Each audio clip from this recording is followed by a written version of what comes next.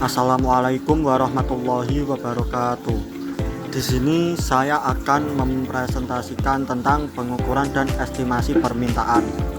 Nah, sebelum masuk ke itu, saya akan menjelaskan apa itu tentang perencanaan penjualan. Nah, perencanaan penjualan itu merupakan salah satu tugas utama dari subsistem perencanaan pemasaran dalam sistem informasi pemasaran. Perencanaan penjualan akan merencanakan jumlah penjualan produk yang akan terjual setahun ke depan, nilai rupiah dari penjualan, waktu, dan penanggung jawab penjualan. Dengan demikian, budget penjualan menjadi dasar perencanaan jumlah produksi, kebutuhan material, tenaga kerja, dan kapasitas mesin. Di sisi keuangan akan diketahui kebutuhan kas, estimasi rugi laba, dan aliran kas tahun mendatang, sehingga perencanaan penjualan mempunyai posisi kunci dalam menggerakkan aktivitas perusahaan secara keseluruhan. Penyusunan perencanaan penjualan merupakan salah satu tugas dari riset pemasaran dalam rangka mengidentifikasi peluang pasar. Nah, perusahaan harus mampu mengukur dan mengestimasikan jumlah, pertumbuhan, dan potensi keuangan dari setiap peluang pasar.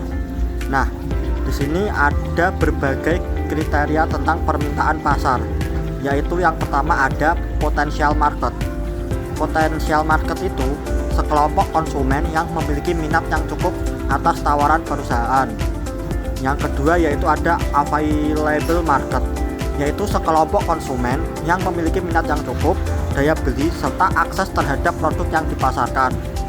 Nah, yang ketiga yaitu ada target market, yaitu bagian konsumen yang memiliki minat dan daya beli cukup yang akan didekati perusahaan agar membeli produk perusahaan. Nah, yang keempat yaitu ada penetrated market, yaitu sekelompok konsumen yang berminat dengan daya beli memadai dan secara real membeli produk perusahaan. Nah, kemudian kita akan menggeser dari istilah dalam pengukuran permintaan pasar. Nah, beberapa istilah yang biasa digunakan dalam pengukuran permintaan pasar dijelaskan sebagai berikut. Yang pertama yaitu ada permintaan pasar. Nah, permintaan pasar itu adalah jumlah total yang akan dibeli kelompok konsumen tertentu dari kawasan tertentu selama periode waktu tertentu di bawah lingkungan pemasaran tertentu. Nah, yang kedua yaitu ada indeks penetrasi. Nah, indeks penetrasi itu merupakan rasio antara tingkat permintaan pasar yang sekarang terhadap tingkat permintaan potensial. Gap tingkat permintaan yang besar menunjukkan tersedianya potensi pertumbuhan besar untuk semua perusahaan yang terlibat. Nah, yang ketiga yaitu ada indeks pangsa penetrasi atau share penetration index, yaitu perbandingan antara pangsa pasar perusahaan yang sekarang terhadap pangsa pasar potensial. Nah, indeks penetrasi rendah menunjukkan peluang besar bagi perusahaan untuk berkembang. Yang keempat yaitu ada forecast pasar. Forecast pasar merupakan permintaan pasar yang bersinggungan dengan tingkat pengeluaran pemasaran industri yang secara real akan terjadi. Yang kelima yaitu ada pasar potensial, yaitu batas maksimum dari permintaan pasar yang dapat terjadi. Pada batas maksimum ini, konsumen menjadi jenuh dan tidak mungkin lagi ditingkatkan permintaannya. Yang keenam yaitu ada permintaan perusahaan. Nah, permintaan perusahaan adalah pangsa pasar permintaan perusahaan yang dapat diperkirakan sebagai akibat dari tingkat upaya pemasaran yang dilakukan perusahaan pada periode waktu yang bersangkutan. Yang ketujuh yaitu ada forecast penjualan perusahaan. Nah, forecast penjualan perusahaan yaitu tingkat penjualan yang dapat diharapkan perusahaan yang didasarkan pada rencana pemasaran yang dipilih dan lingkungan pemasaran yang diasumsikan. Nah, yang kedelapan yaitu ada rencana penjualan. Rencana penjualan itu sendiri yaitu estimasi yang konservatif dari volume penjualan yang dapat diharapkan dan yang digunakan oleh perusahaan sebagai dasar untuk menyusun rencana pembelian kebutuhan produksi, jumlah produksi, dan keputusan tentang aliran kas. Nah, yang selanjutnya yaitu ada estimasi permintaan mendatang. Nah, ini menyakup ramalan atau forecast yang memiliki peran penting sebagai pedoman pembuatan rencana penjualan. Rencana menggunakan forecast lebih baik dibanding tanpa forecast sama sekali. Cara yang dilakukan agar ramalan mendekati realita adalah memilih metode forecast yang paling sesuai permasalahannya. Nah, pemilihan metode forecasting perlu dipertimbangkan faktor-faktor, antara lain yaitu yang pertama ada sifat produk. Nah, sifat produk yang dijual apakah untuk keperluan konsumsi atau akan diolah lagi. Nah, yang kedua yaitu ada metode distribusi. Di metode distribusi ini apa yang digunakan, apakah langsung atau tidak langsung atau melalui internet. Yang ketiga yaitu ada posisi pasar, yaitu posisi pasar perusahaan dibanding para pesaing, apakah market leader, penantang, pengikut atau pemain ceruk. Yang keempat yaitu ada sifat persaingan yang dihadapi, apakah monopoli, oligopoli, monopolistik atau persaingan sempurna. Yang kelima yaitu ada data historis, yaitu yang dimiliki apakah lengkap atau tidak lengkap, jangka waktu panjang atau pendek, memiliki data basah atau tidak. Yang keenam yaitu ada sifat permintaan atas produk, apakah stabil atau musiman, sensitif atas harga atau kualitas, bersifat elastis atau inelastis. Nah, beberapa teknik forecasting yang digunakan dalam peramalan permintaan sebagai dasar untuk menyusun rencana penjualan antara lain, yang pertama yaitu ada forecasting berdasarkan pendapat.